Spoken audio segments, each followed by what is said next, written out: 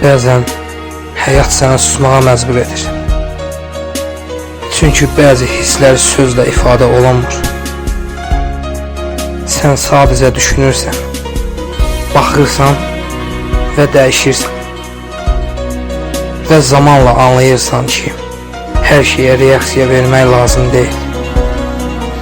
Bəzi şeyləri buraxmaq daha da olur.